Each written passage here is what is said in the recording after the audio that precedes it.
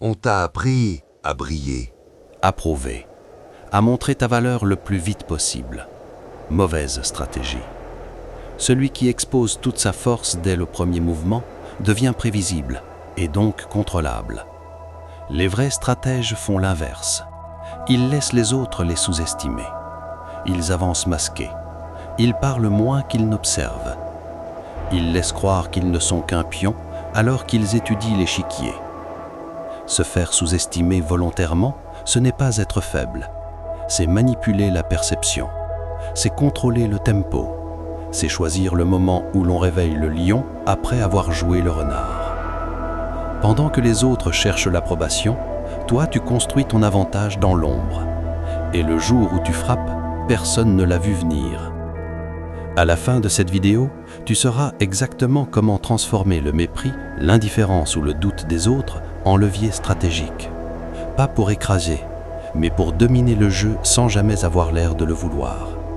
Abonne-toi, like, partage la vidéo. Tu crois que le pouvoir commence avec la force. Faux. Il commence avec l'image.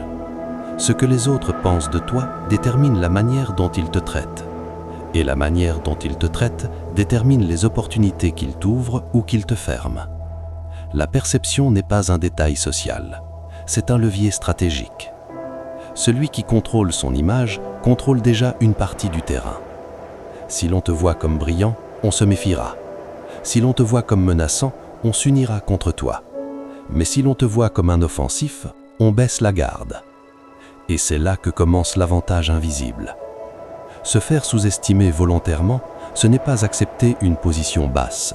C'est choisir une position basse apparente pour gagner en liberté de mouvement. Comme un joueur d'échiquier qui avance un pion sans importance pendant qu'il prépare une attaque ailleurs.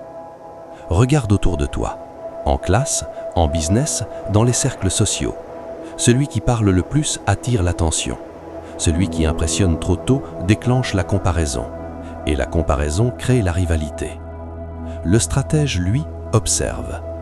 Il comprend que la perception est une forteresse mentale. Il décide comment il veut être perçu et surtout comment il ne veut pas être.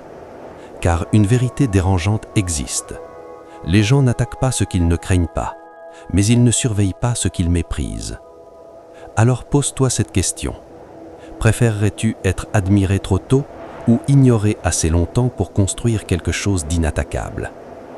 Dans le prochain chapitre, nous verrons comment porter le masque du renard sans perdre la force du lion. Le lion impressionne, le renard survit. Si tu montres trop tôt tes capacités, tu déclenches la méfiance. On t'analyse, on t'évalue, on prépare déjà une réponse à ton ascension. Mais si tu avances avec retenue, si tu révèles seulement une partie de ton jeu, tu laisses les autres baisser leur vigilance. Le masque du renard, ce n'est pas mentir, c'est filtrer. Tu ne caches pas ta compétence, tu la doses.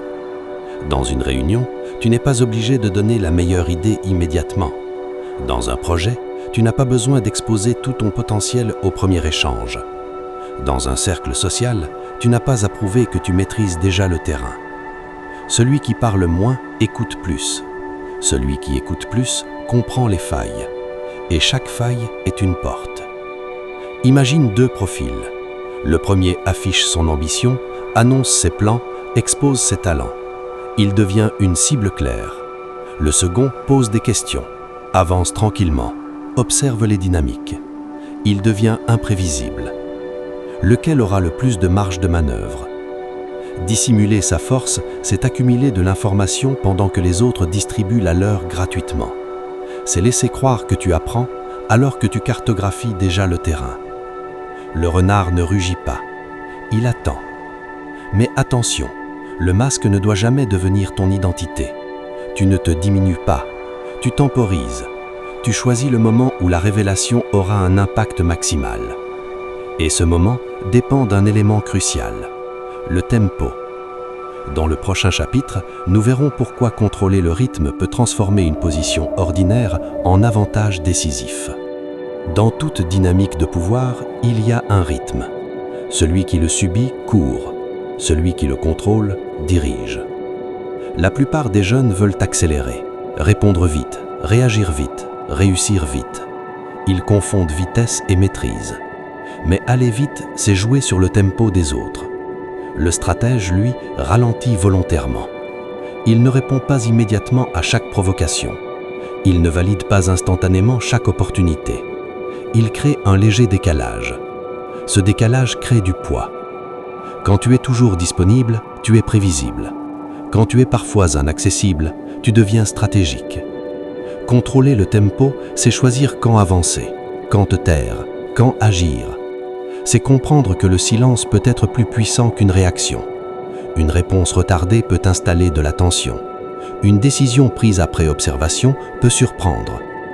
Imagine une discussion où tout le monde parle. Celui qui attend puis intervient au moment précis où la tension retombe capte l'espace. Il n'a pas crié plus fort. Il a choisi l'instant.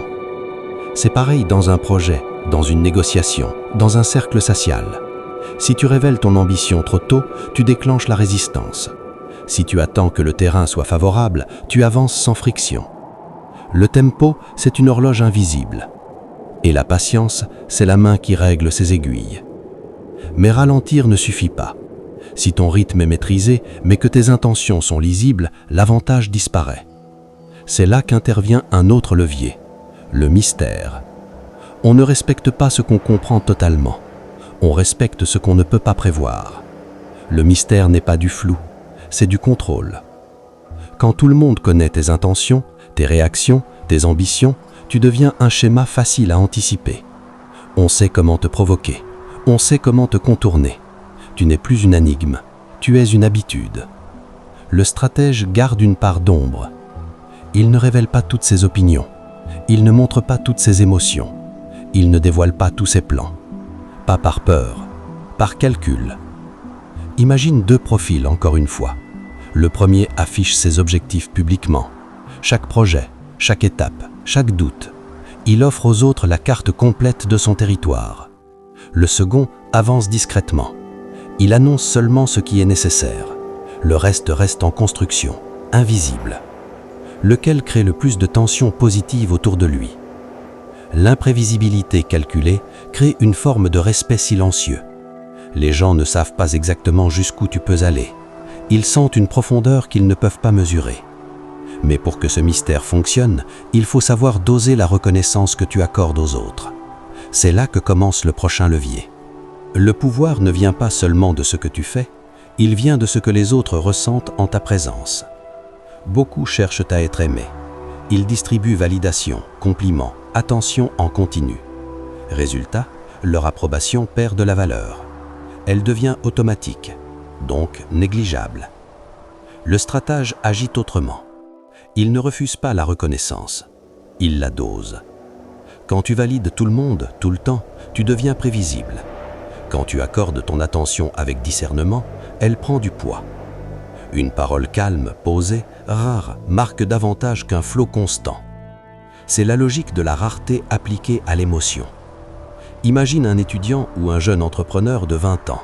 S'il applaudit chaque idée autour de lui, on l'apprécie, mais on ne le respecte pas forcément. En revanche, s'il écoute, analyse, puis souligne avec précision ce qui est réellement solide, sa parole gagne en autorité. Tu n'élèves pas la voix, tu élèves le niveau. La validation intermittente crée une dynamique subtile. Les autres cherchent à mériter ton approbation. Pas parce que tu manipules, mais parce que tu incarnes une exigence tranquille. Et cette exigence renforce ton image. Se faire sous-estimer volontairement, puis installer une présence stable, maîtrisée, émotionnellement calme, c'est construire un trône invisible. On ne t'a pas vu arriver, mais maintenant on sent ton poids dans la pièce. Il reste une étape décisive. À quel moment passes-tu du renard au lion? À quel moment révèles-tu réellement ta puissance? Après avoir patiemment observé, dosé tes actions, cultivé le mystère et dosé la validation intermittente, le moment arrive. Le moment où le renard se transforme en lion. Mais ce moment n'est pas improvisé. Il se prépare depuis le début. Chaque geste retenu, chaque mot mesuré, chaque silence savamment placé a construit l'impact de cette révélation. Quand tu choisis d'agir, les autres sont déjà dans le piège de leurs suppositions. Ils t'ont sous-estimé, et ce manque de vigilance devient ton allié. Imagine la scène. Tu as attendu que l'opportunité soit parfaite. La confiance des autres est montée. Leur attention est fixée sur toi, mais dans la direction erronée. Et alors, tu dévoiles ton réel potentiel, ton vrai talent ou ta décision stratégique. Le contraste est brutal. Le respect s'installe. La surprise devient admiration. Le lion frappe au moment où son adversaire est le moins préparé. Mais frapper ne suffit pas. Il faut aussi maintenir le contrôle après la révélation. Montrer sa force n'est pas un feu d'artifice isolé. C'est un signal clair que le jeu a changé, que désormais ton influence ne peut plus être ignorée. Cette transition du renard au lion est l'ultime boucle narrative.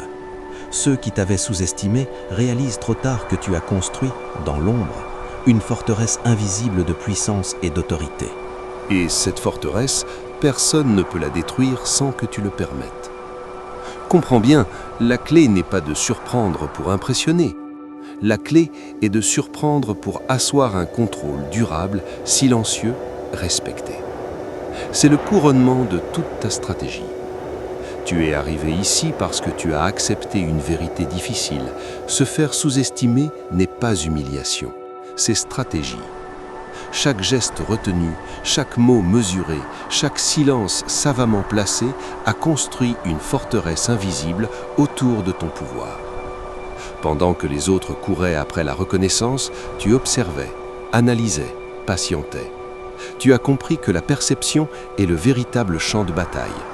Et dans ce champ, le renard qui dissimule sa force, la patience qui impose le tempo, le mystère qui intrigue et la validation intermittente qui établit l'autorité émotionnelle sont tes armes les plus précieuses. Le moment du lion n'était pas un hasard, il est le fruit de chaque étape que tu as suivie, chaque décision calculée, chaque observation silencieuse. Quand tu dévoiles ta puissance, ce n'est pas pour écraser, mais pour instaurer un respect durable, un ascendant subtil et incontesté. À présent, tu sais comment transformer le mépris en opportunité, l'indifférence en avantage, le doute en contrôle. Ta forteresse invisible n'est pas seulement une stratégie, elle est la manifestation d'une maîtrise profonde de toi-même et de ton environnement. Le jeu continue. Ceux qui t'ont sous-estimé continuent de marcher dans ton univers, mais désormais, c'est toi qui fixes les règles. Chaque regard qui te mesure désormais sait que derrière le silence, le calcul et l'observation, il y a un lion prêt à agir. Tu n'es plus celui qui supplie pour de l'attention. Tu es celui qui décide quand la lumière doit tomber. Et la lumière, c'est toi.